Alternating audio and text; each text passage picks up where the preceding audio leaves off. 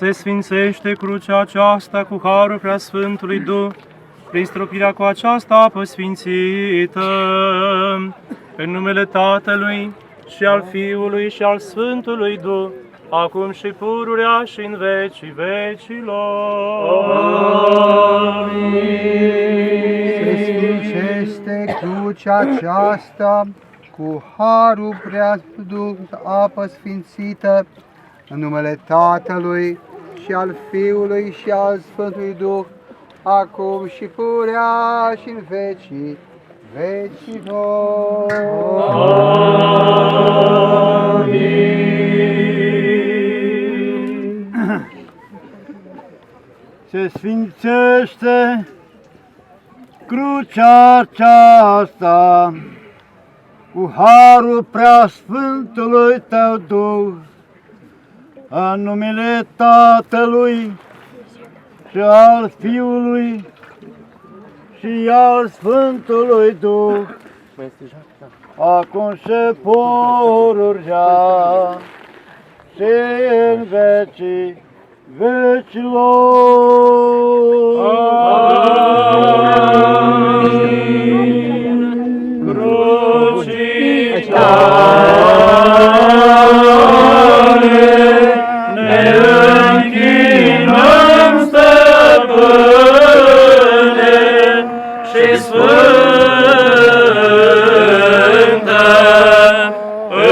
învierea ta, o lăudăm și o slăvim.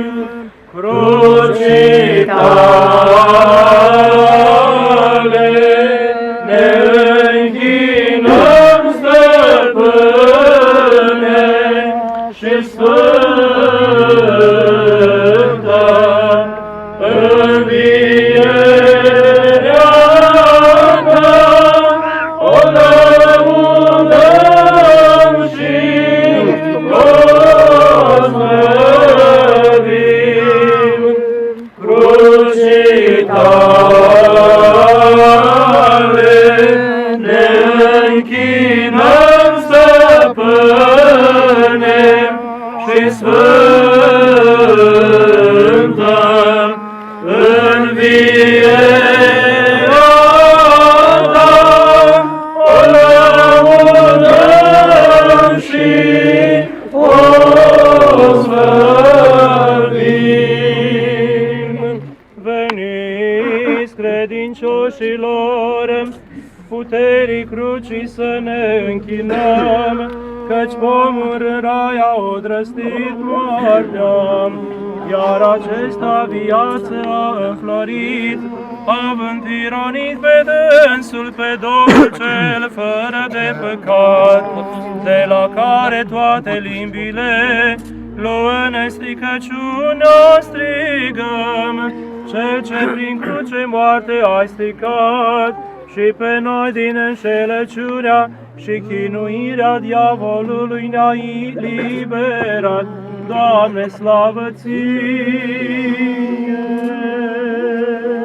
Înțelepciune, binecuvintează!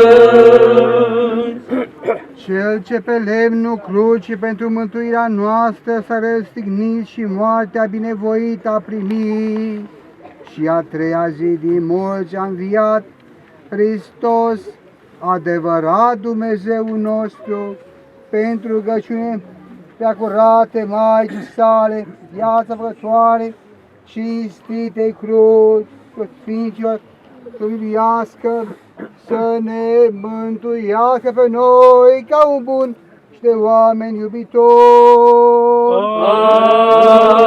Amin.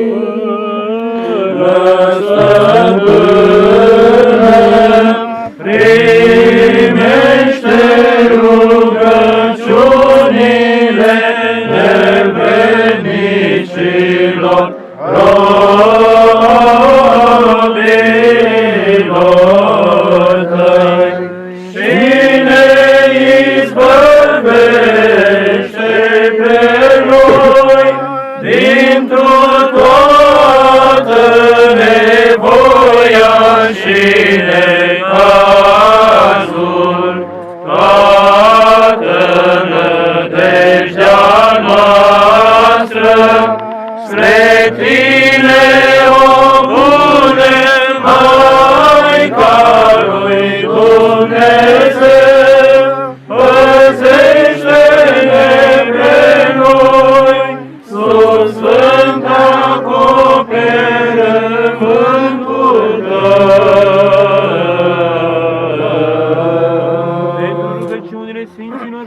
Dumnezeilor noștri, Doamne Iisuse Hristoase, Fiul lui Dumnezeu, miluiește-ne și ne mântuiește pe noi.